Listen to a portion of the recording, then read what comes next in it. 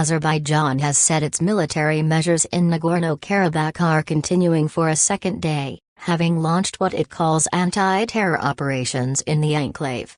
It says it will not stop until Karabakh's ethnic Armenians surrender. Tensions in the South Caucasus have been high for months around the breakaway region, recognized internationally as part of Azerbaijan. Azerbaijan and Armenia last went to war 3 years ago. In a statement on Wednesday morning, Azerbaijan's defense ministry said military equipment belonging to the Armenian armed forces had been neutralized, including military vehicles, artillery and anti-aircraft missile installations. Nagorno-Karabakh authorities say 27 people have been killed, including 2 civilians, and many more wounded since the offensive began. Baku has said it is prepared for talks, but insists illegal Armenian military formations must raise the white flag and dissolve their legal regime.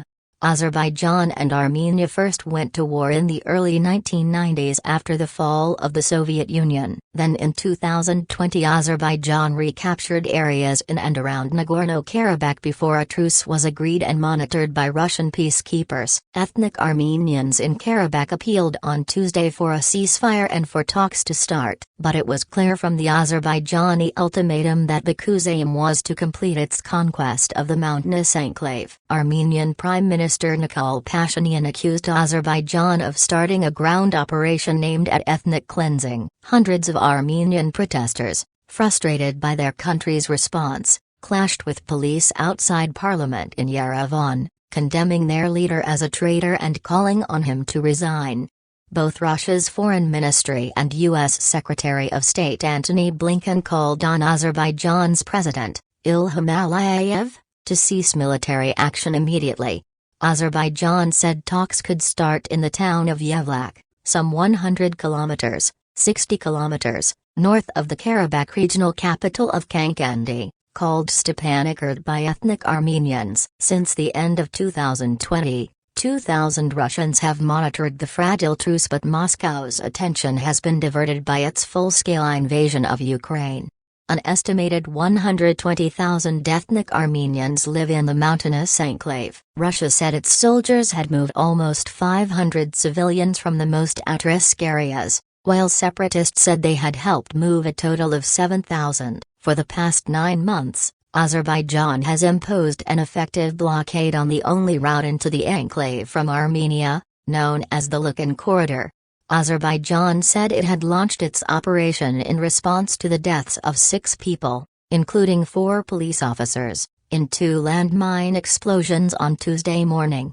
Air raid sirens then rang out and the sound of artillery and gunfire could be heard in Karabakh's main city. Residential buildings were damaged and journalist Srinyush Sargsyan described seeing a building next door being hit. Defense officials in the breakaway region said the Azerbaijani military had violated the ceasefire along the entire line of contact with missile artillery strikes. Other Karabakh representatives spoke of a large-scale military offensive, although later reports said that the intensity of fire had decreased. The Azerbaijan Defense Ministry insisted it was not targeting civilians or civilian buildings, and that only legitimate military targets are being incapacitated by the use of high-precision weapons. It accused Armenian forces of systematic shelling of its army positions and said it had responded by launching local, anti-terrorist activities to disarm and secure the withdrawal of formations of Armenia's armed forces from our territories. In a brief televised address, Armenia's prime minister rejected claims that his military was involved. Russia's foreign ministry said it had been warned of the Azerbaijani offensive only minutes in advance and urged both countries to respect the ceasefire signed after the war in 2020. The EU's regional special representative, Toy Voklar, said there was urgent need for immediate ceasefire. UN Secretary-General Antonio Guterres called for an immediate end to fighting on Wednesday morning and for stricter observance of the 2020 ceasefire and principles of international humanitarian law. South Caucasus commentator Lawrence Browers said on Tuesday the Armenian population in Karabakh had been weakened by the blockade and the Azerbaijan operation had been launched seemingly to retake Armenian-populated Karabakh in its entirety.